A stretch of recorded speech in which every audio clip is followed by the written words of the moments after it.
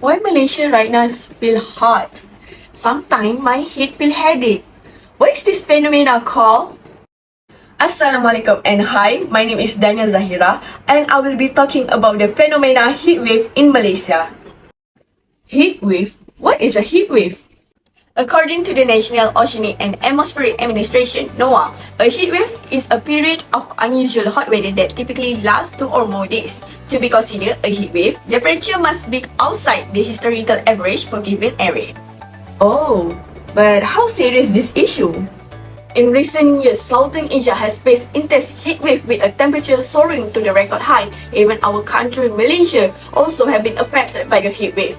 Heat waves have recently hit our nation lasting from the February until June this year.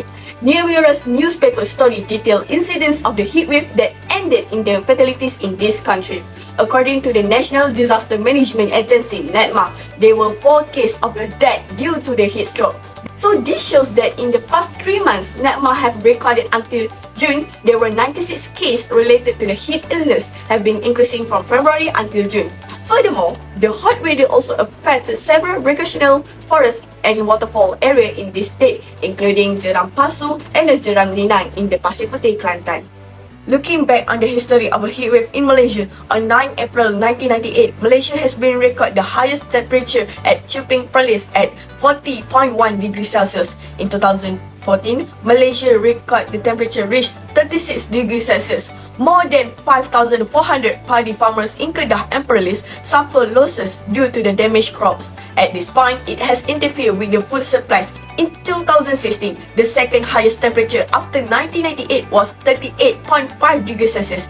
Due to that, 200 cases related to heat illness have been recorded and 2 records of death because of a heat stroke.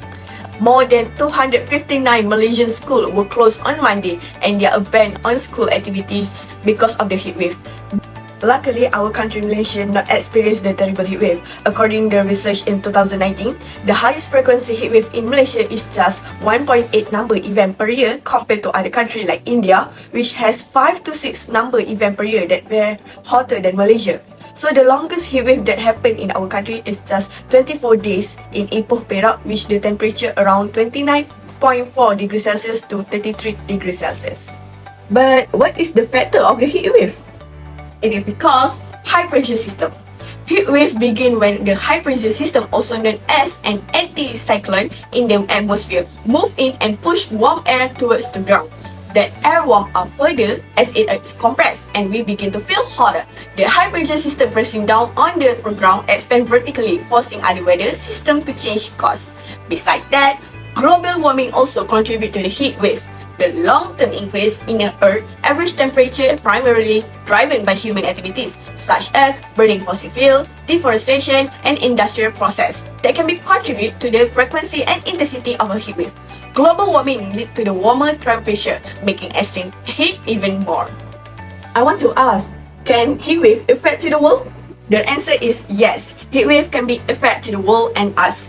The first, heat wave can be affect to the human health, which heat wave can have a significant impact on health depending on the timing, intensity, and duration of a high temperature. Exposure to the excessive heat can lead to the various illness including heat cramp, heat exhaustion, heat stroke, and hypothermia.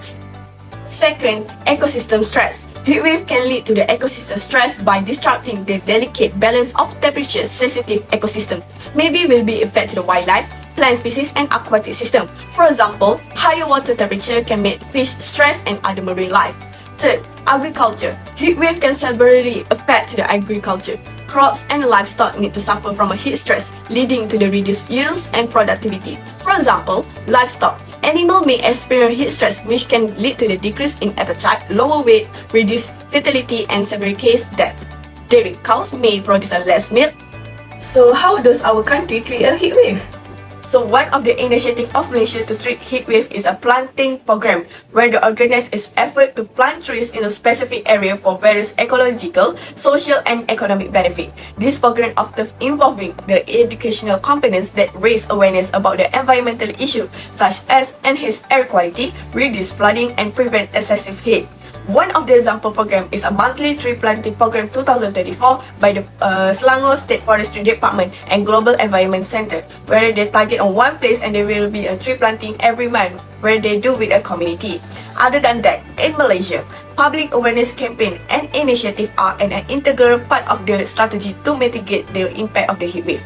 This effort focus on educating the public about the risk associated with the heat wave and the action they can take to protect themselves. For example, NGOs collaborate with a meteorological agency to monitor the temperature trend and raise the awareness about the heat-related risks. Now I understand that heat waves have become increasingly common and severe in Malaysia, reflecting a broader global trend of a rising temperature and a climate change. These extreme heat events significantly affect public health, the environment, and the economy. Reflecting on the impact of the heat wave in Malaysia provide insight into the challenge and necessary measures to mitigate their effects. It is important to note that heat waves in Malaysia are pressing issues that highlight the broader challenge of climate change. By taking a proactive steps, Malaysia can be better manage the risk associated with the heat wave and build more resilient society. So that's all from me. Thank you.